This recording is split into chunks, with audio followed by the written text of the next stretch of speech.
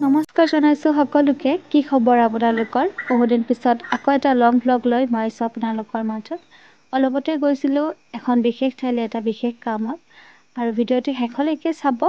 ক'তনো গৈছিলোঁ আমি, আৰু এয়া ৰাতি প্ৰায় 2-2:30 বজাত খাই বৈ আমি ষ্টেচনলৈ বুলি ওলাই আহিছোঁ। আমি গ্ৰুপ আছিলোঁ বা ভিনটোহঁত, এনেকৈ আমি ওলাই আহি ইয়াতে টিকেট পাতি কৰি 3:30 মানত আমি ট্ৰেইনত উঠি দিলোঁ, আৰু এয়া পালোহি ৰঙিয়া ষ্টেচন। প্ৰায় 6:30 বজামানত আমি পালোহি ৰঙিয়া ষ্টেচন, আৰু তাৰে হোটেল এখনত ষ্টেচনত হাত মুখ ধুই আমি টিফিনৰ বস্তু অলপমান লৈ আহিছিলোঁ, তাকে খালোঁ, আৰু লগতে হোটেলৰ চাহ একাপো খালোঁ। কিবা এটা কামত হ'লেও আপোনালোকক আমি দেখাই আছোঁ ভিডিঅ'টো শেষলৈকে চাব। আৰু হোটেলত মানুহ নাই, আমি চাহ খাবলৈ আহিছিলোঁ। আমি আমাৰ বস্তু আনিছোঁ। আমি এতিয়া টিফিন খাজানা খুলি আছোঁ। পেকৰ ভিতৰত যাব। আমাৰে ঘৰৰ নিচিনাকে ইউজ কৰি আছোঁ এতিয়া ৰেষ্টুৰেণ্টটো। হয়, তাই দুখ নধৰিব দেই।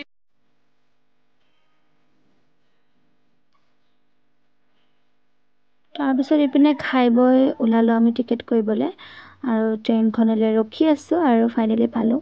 পাই অকণমান যিহেতুকে দূৰৰ ৰাস্তা, সেইবাবে একেবাৰে আমনি লাগি গৈছে, আৰু দেখিছেনে আমাৰ অৱস্থা কি হৈ গৈছে। তাৰপিছত যেনে তেনে আহি পালোঁ।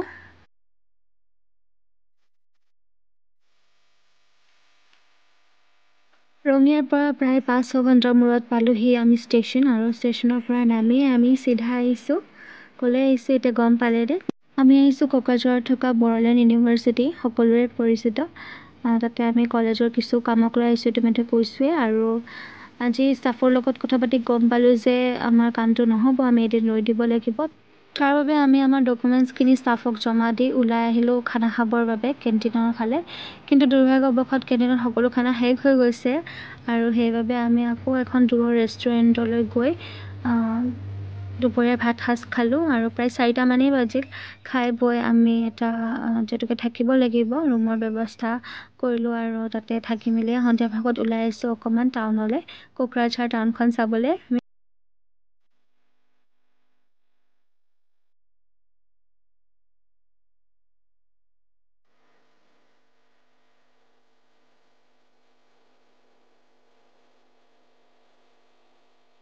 পিছে কোকৰাঝাৰলৈ আহি মোৰ এটা বস্তু দেখি ভাল লাগি গ'ল। আমি ৰাস্তাত গৈ থাকোঁতে এই ঠাইডোখৰত গোটেই মহিলাবোৰেই চব্জি পাচলি ফল মূল তেনেকুৱা ঘৰুৱা খাদ্যবোৰৰ বজাৰ পাতিছে, আৰু সেই ঠাইডোখৰক বোলে মহিলা বজাৰ বুলিয়ে কোৱা হয়। তাৰে মানুহক সোধোতে গম পালোঁ, আৰু সঁচাকৈ দেখি ভাল লাগি গৈছে। আগতে মহিলাবোৰ ঘৰৰ পৰাই ওলাব লাজ কৰিছিলে, আজিকালি ইমান স্বাৱলম্বী হৈছে, সকলোৱে নিজৰ ভৰিত থিয় দিছে। আৰু এয়া আমি ৰাতিৰ ভোজন কৰি আহি ৰুমলৈ আহিলোঁ।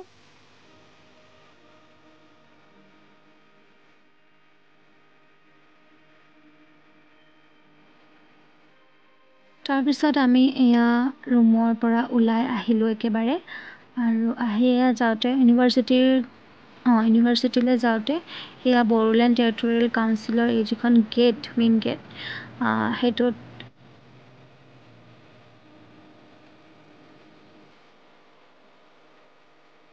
তাতে 10 মিনিটমান সময় আমি ফটো ভিডিঅ' উঠি আহিলোঁ ইউনিভাৰ্চিটিলৈ, আৰু ইউনিভাৰ্চিটিৰ পৰিৱেশটো আৰু চৌপাশটো অকণমান দেখুৱাই দিছোঁ।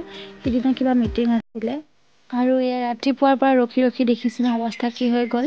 আমাৰ কামটো নহ'বই নিচিনা লাগিছিলে, কিন্তু শেষত যেনিবা হ'ল। তাৰপিছত আমি দুপৰীয়া সাজ খাবলৈ ওলাই আহিলোঁ। পিছে দুপৰীয়াৰ সাজ খাওঁতে খাওঁতে আমাৰ সন্ধিয়াই হৈ গ'ল, আৰু আহিলোঁ ষ্টেচন, আৰু আমাৰ ট্ৰেইনখন মিছ হৈ গ'ল। সেইবাবে আমি একেবাৰে ৰাতিলৈ ৰখিবলগীয়া হ'ল। পিছে যিয়েই নহওক, জাৰ্ণিটো এটা নতুন এক্সপিৰিয়েঞ্চ কৰিলোঁ যে সময়মতে ভবা সকলো কাম সময়মতে হৈ নাযায়। তাৰ বাবে আমি অলপমান ধৈৰ্যশীল হোৱাটো খুবেই প্ৰয়োজনীয়। বাকী কিনো ক'ম, এয়া ট্ৰেইনত আহোঁতে আমি সেনেকৈ আৰু ফূৰ্তি ফাৰ্তা কৰি আহি আছোঁ। সেইদিনাখন ঘৰ আহি পাওঁতে প্ৰায় 11:30 মানেই বাজিল। পিছে ভ্লগটো চাই কেনেকুৱা পালে নিশ্চয় জনাব। আকৌ এটা নতুন ভ্লগৰ সৈতে পাছত লগ পাম। আজিলৈ এৰিছোঁ, বাই বাই।